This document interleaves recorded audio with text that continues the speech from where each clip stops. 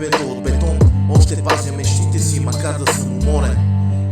Израснах между богови и изчупени мечти, където всеки знае как животът може да боли.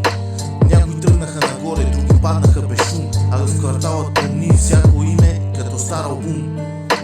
Виждах как парите променят хората за миг, как приятели изчезват и отново става вик. Затова вървя внимателно по този тесен път, защото всяка грешка тук тежи като куршум.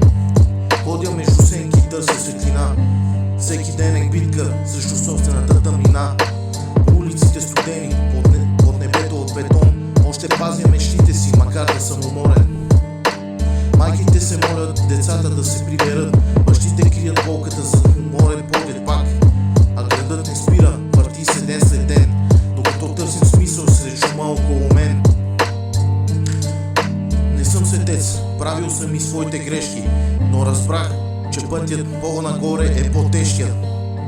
Затова избирам да се боря, а не да бягам, да оставя следа, вместо просто да изчезна.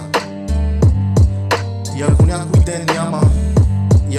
ден ме няма по тези улици, нека помня, че съм вярвал в по-добри посоки, защото дори сред мрака и студения бетон, човекът носи своя рай или своят затвор.